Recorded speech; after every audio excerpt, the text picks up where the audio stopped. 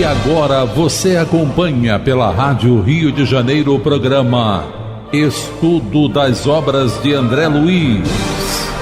Vamos refletir sobre o livro Nosso Lar. Produção e apresentação, Tereza Cristina e Marco Antônio.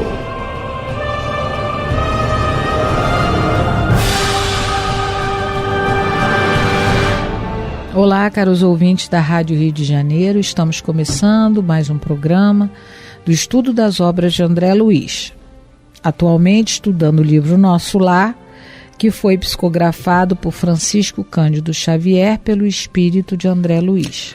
Amigos ouvintes da emissora da Fraternidade, Rádio Rio de Janeiro, novamente estamos aqui para darmos continuidade ao estudo da obra Nosso Lar.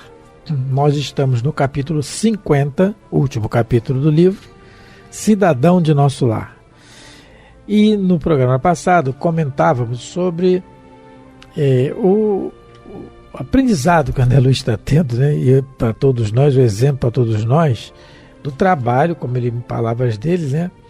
Do trabalho que ele está tendo, da compreensão do que está acontecendo na casa dele, que foi a casa dele, né? Da sua esposa casada novamente. E nesse trabalho que ele está tendo, nesse aprendizado, ele está reconhecendo que realmente a Zélia e o Ernesto se amavam intensamente. E sentia nele, em ambos, uma convivência fraternal. E por isso devia auxiliá-los com o recurso ao alcance dele, porque o Ernesto está doente. E ele inicia esse auxílio tentando esclarecer os espíritos infelizes que estavam ali obsediando o Ernesto, né? Só que ele não consegue fazer isso porque ele se sentia muito abatido, emocionalmente, é claro, pelo que está acontecendo. E nesse abatimento, e querendo auxiliar, ele lembra que em Nosso Lar, ele aprendeu nas lições de Nosso Lar, que os habitantes mais elevados da colônia, eles se locomovem sem a necessidade do aeróbus, e nem todos precisam de aparelhos de comunicação para conversar à distância, porque pode ser pelo pensamento, pela sintonia de pensamentos. Então, ele aprendendo, ele recorda desse aprendizado, e aí ele começa o seu, vamos dizer assim, faz um treinamento em cima disso, né? Nele, né? E ele se lembra da colaboração da Narcisa, e ele começa a pensar na Narcisa, e para a Narcisa vir auxiliá-lo. Nesse trecho aqui nós comentávamos sobre a questão da oração, né? Dando exemplo para nós, e do reconhecimento que nós temos que ter da sempre constância companhia dos nossos amigos espirituais, que podemos estar em comunicação com eles através da oração. Lemos um comentário da pergunta de número 495 do Livro dos Espíritos, em que Allan Kardec coloca a mensagem de São Luís e Santo Agostinho, dizendo para nós estabelecermos entre nós e os nossos guias espirituais uma intimidade, né? Que reina, a intimidade de melhores amigos, a intimidade de amizade realmente. Foi isso que nós comentamos, e agora nós vamos continuar a partir do parágrafo 12, né? 12. Porque ele concentrou a prece na Narcisa, então, né? Então agora lembrei.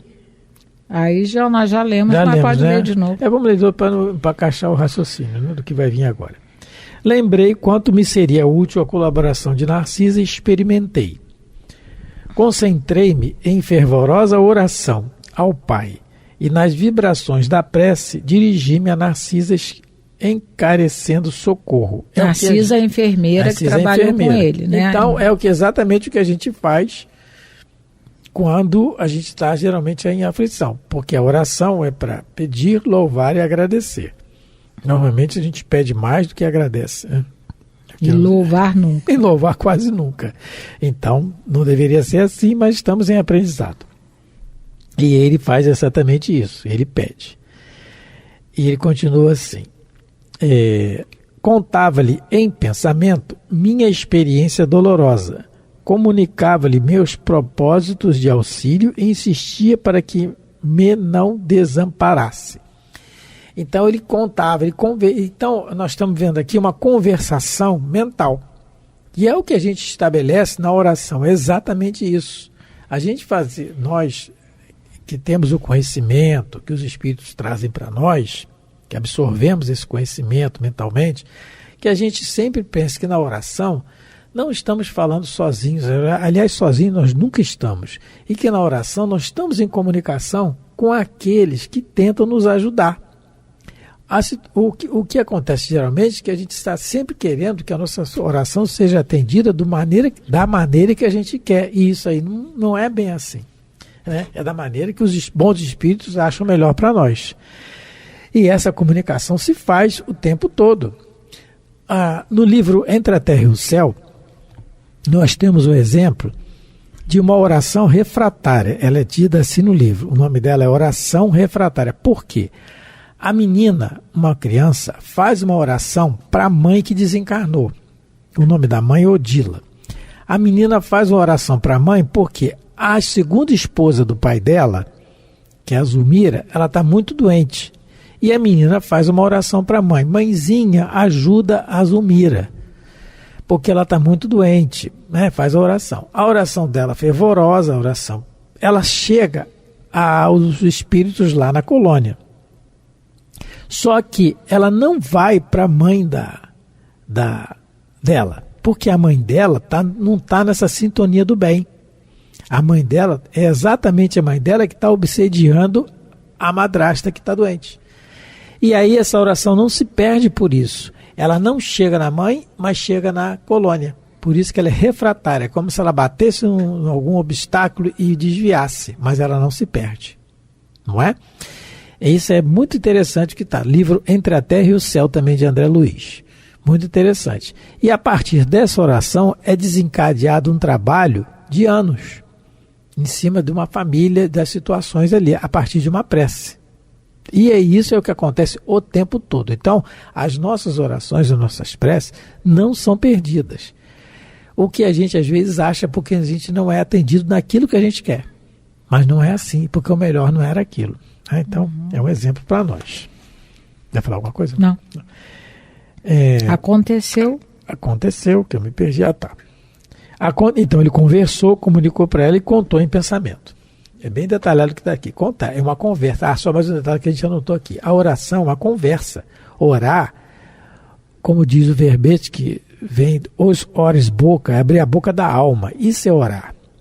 Repetir palavras memorizadas, só se concentrando na palavra, é rezar. É diferente. Então, é o que ele está falando aqui. Contava-lhe em pensamento. Ele estava contando com ela. Não houve o diálogo, assim como a gente tem com a pessoa, mas houve uma catarse. Ele está falando aqui o que ele está precisando, sentindo o que ele está sentindo. É isso que acontece na oração. Aconteceu então o que não poderia esperar. Passados 20 minutos mais ou menos, quando ainda não havia retirado a mente da rogativa, 20 minutos orando, hein? 20 minutos. Alguém me tocou de leve depois daquela do umbral, essa foi a mais sentida. Exatamente. A gente tinha anotado, a Tereza falou, a gente tinha anotado aqui exatamente. No umbral, ele fez a mesma coisa.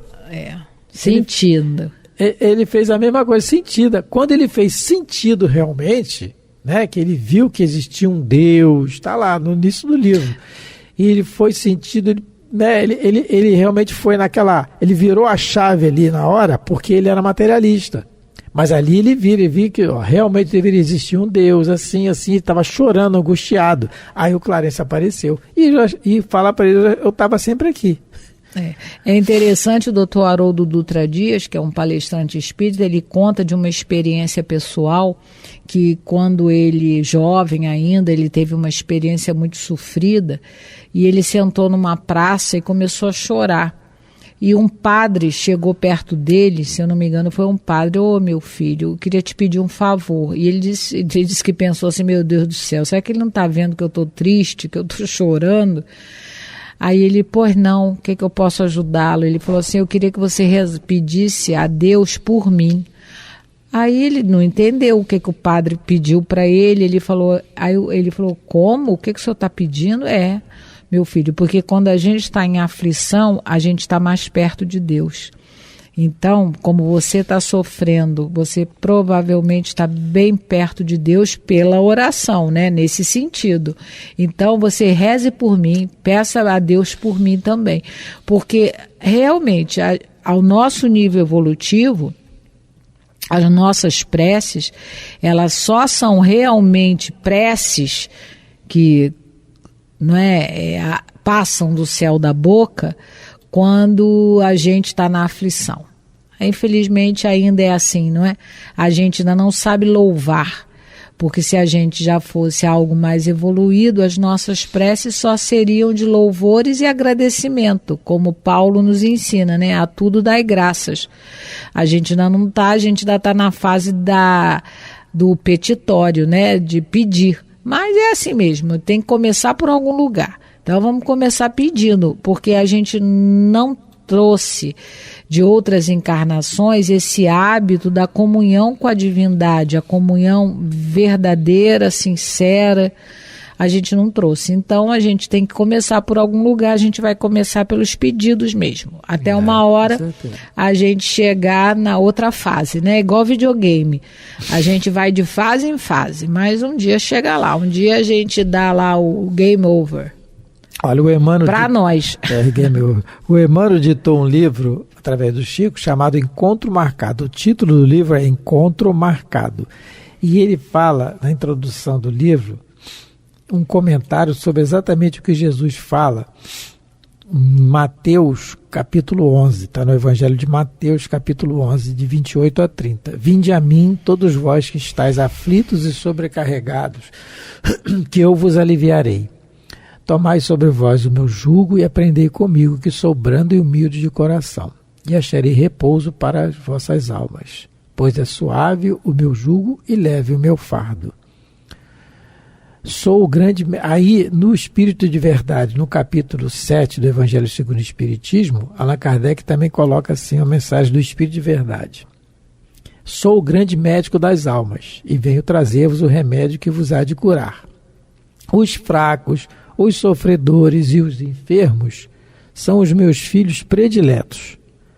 Venho salvá-los. Vinde a mim, pois vós que sofreis e vos achais oprimidos, e sereis aliviados e consolados. Então, é exatamente o que está acontecendo ao André Luiz. Ele está se sentindo aqui sofrido, ele está sofrendo, ele está angustiado, está abatido, né? Mas ele está resignado, aí é diferente. E o Emmanuel comenta na introdução aqui, ó, a vós que aspirais a alcançar a trilha da libertação e da paz, a vós que experimentastes a visita da dificuldade e da provação, e indagais pela causa da angústia e do sofrimento, oferecemos estas páginas. Então, experimentar a visita da dificuldade e da provação, aspira a alcançar a libertação e a paz. E isso aí é o que Emmanuel está dizendo, que através da oração com esses sentimentos, a gente tem sempre um encontro marcado com os bons espíritos. Sempre tem. Então, continuando mais um pouquinho. Passou 20 minutos, né? Era Narcisa que atendia sorrindo. Ouvi seu apelo, meu amigo, e vim ao seu encontro. Será que ele falou? Demorou, hein? 20 minutos. Não, não deve ter falado isso, não. Aqui cabe um comentário na questão de por que ele foi logo atendido, né, por um amigo. Porque se a gente lembrar, André Luiz, ele não ficou na ociosidade em nosso lar. Ele criou uma rede de amigos. Ele tinha a família da Dona Laura, ele tinha Narcisa, o Tobias e quantos, né, outros que ele não menciona, o Silveira, né, que ele prejudicou, ele e o pai prejudicaram, mas que se tornou amigo dele, alguns ministros que ele teve contato. Então, ele fez uma rede de amigos, e quando você faz uma rede de amigos, você, na hora que você precisa, você vai receber a ajuda que você está precisando. É aquilo que a gente viu com Silas lá no Ação e Reação.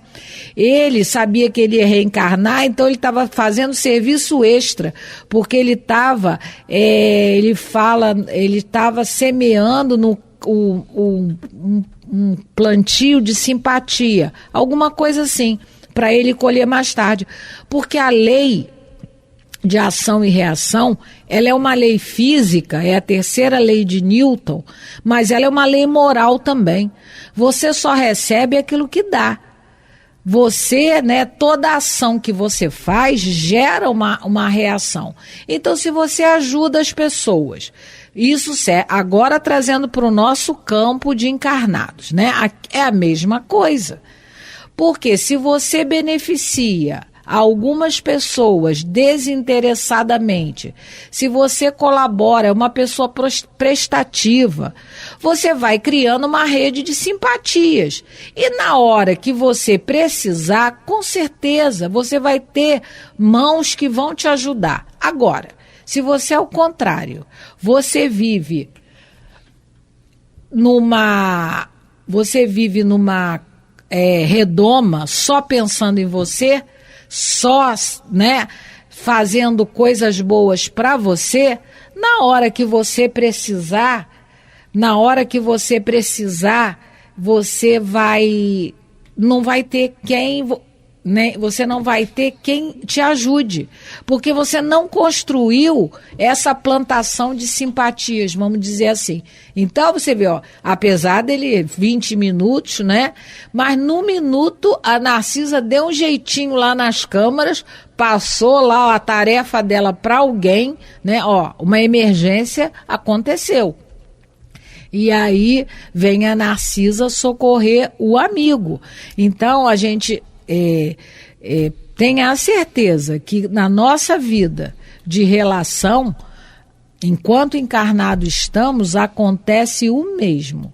Se você dá para a vida solidariedade, fraternidade, amizade, gentileza, você vai receber tudo isso de volta. Eu estou lembrando aqui de um tio da Tereza que gostava muito de ajudar as pessoas.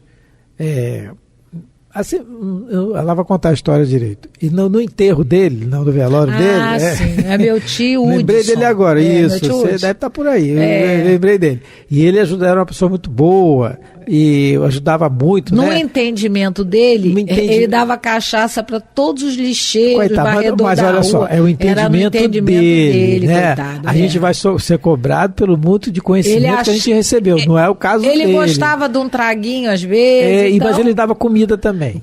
Sim, muito importante. Muita comida. Água. No enterro dele, o que foi de mendigo no enterro dele? Lixeiro. Pedindo por ele. Sim. Isso é fundamental. Doutor, aí fazendo, não estou comparando, mas fazendo já um salto quântico muito grande, o doutor Bezerra de Menezes, quando desencarna, a multidão que o esperou, de agradecimento, das pessoas que ele consolou, Imagina Chico, imagina todo mundo. Então, que nós façamos, que nós semeemos, porque na sementeira, a gente está falando aqui da amizade, depois vai vir a colheita. É Jesus, certeza, Granjeai amigos com a riqueza das vossas iniquidades. Exatamente. Mas isso é um ensinamento como todos os de Jesus, de muita sabedoria. Porque realmente, como diz o velho ditado, quem tem amigos não morre pagão, não é isso? Que é a parábola do mordomo infiel, que Jesus conta, também ele conta. Então o André Luiz, ele está recebendo a ajuda da Narcisa. Então aí ela vai falar, Marco? Ouvi seu apelo, meu amigo, e vim ao seu encontro. Pronto. Demorou, 20 minutos. Não cabia em mim de contentamento. A mensageira do bem fixou o quadro, compreendeu a gravidade do momento e acrescentou: não temos tempo a perder. Então ela viu a situação dos obsessores ali da doença do Ernesto. O André Luiz estava tudo certo ali com ele, tal. Já estava enxergando ele como irmão. Uhum. Antes de tudo, ela continua, aplicou passes de reconforto ao doente, isolando-o das formas escuras. E se afastaram como por encanto. Coitado, ele não conseguiu e ela no minuto consegue, né? Pois é, mas olha o tamanho de bônus horas de trabalho Como no bem que ela encanto, tem, né? Como por encanto. Em seguida, convidou-me com decisão. Vamos à natureza. E aí vem outra parte do nosso estudo agora, porque a questão do passe. O que ela fez? Ela fez passe. Só um detalhe aqui. Porque daqui a pouco termina, mas só o passe primeiro foi para isolar ele das formas então, escuras. O que acontece aqui na questão do passe? Antes da gente falar da natureza, que deve ser no próximo programa. Ela aplicou passes de reconforto ao doente. Para isolar. Quem está aplicando é o espírito. O espírito é que está dando um tipo de passe de reconforto. Ele tem condição de saber, porque ele está vendo, e a Narcisa, não é o André Luiz, é a Narcisa. Não é? Por isso que ela veio socorrer, porque ela pode fazer isso. Ela está vendo onde é a necessidade, qual é o tipo de passe que é a necessidade. Não é o que não acontece conosco encarnado. O que a gente faz é impor as mãos. Então, a gente impõe as mãos com boa vontade. Fluido. E o fluido a gente doa quando doa. Quando doa, do bem. Isso aí. Não, quando doa do bom. Quando doa do bom. Do bom. A gente doa certo. Doa certo. Porque eu posso ter um dia totalmente atribulado, xingando no trânsito, brigando com a mulher em casa, brigando com os filhos. Aí chego na casa espírita, tomo um banhozinho, vou para a casa espírita dar passe. Você acha que vai sair fluido bom dali porque eu estou ali dentro da casa? Não é assim que funciona. Não é. Quem dá passe, na realidade, são os espíritos. Nós somos um meio. E quando a gente consegue doar um bom fluido, o beneficiado primeiro somos nós. Por quê? Como a Teresa leu no livro Ação e Reação, lá do Sabino e da Poliana. Não tinha ninguém para dar passe ali, estava no meio do mato, era chopana. Eles pegaram o fluido da natureza e deram passe e fluidificaram a água. E ela bebeu a água e ficar no corpo. Então, ela está dando passe de reconforto aqui, porque ela está vendo o que passe que precisa. E o isolamento das formas escuras foi a presença dela. Aí eles saíram, não é? Então, ainda falta mais um pouquinho. Mas então, essa questão do passe é isso. Quer falar alguma coisa do passe? Não. Então, a questão do passe é isso. Eu não posso chegar, a pessoa chega na casa... Ou a gente vai na casa de alguém da passe também, às vezes a pessoa não pode caminhar, a gente impõe as mãos, faz a nossa prece e a nossa vontade de estabelecer o bem ali na pessoa, a nossa vontade é que vai fazer com que nós doemos um bom fluido, que todo mundo tem fluido. Agora, a qualidade dele a gente vai dar pelo nosso sentimento. Eu não sei se é no Obreiros da Vida Eterna, porque existem casos em que vai ser preciso o fluido humano. Mesmo no mundo espiritual. Eu não sei se é depois, no próximo programa, eu vou falar o livro certinho, que o mentor, ele pede a presença do encarnado. Tanto que a senhora fala, mas as minhas netas estão no quarto. Não, o fluido delas não serve. Não serve. Aí eu vou ver direitinho, a gente fala no próximo programa, onde é que está essa história. Então, dependendo da gravidade da doença, é necessário o fluido humano. Então, nesse caso, precisou de um fluido humano. Mas aqui a gente vai ver que não foi necessário. Só o recurso da natureza e o fluido espiritual deu conta da situação, não é? Mas nós terminamos mais um programa. Hoje nós lemos o capítulo 50 do livro Nosso Lar, o último capítulo do livro, com a graça de Deus, de Jesus e dos bons espíritos. Um grande abraço a todos, fiquem em paz. Muito obrigado a todos pela atenção, pelo carinho e fiquem com Deus. A Rádio Rio de Janeiro apresentou o programa Estudo das Obras de André Luiz. Produção e apresentação: Tereza Cristina e Marco Antônio.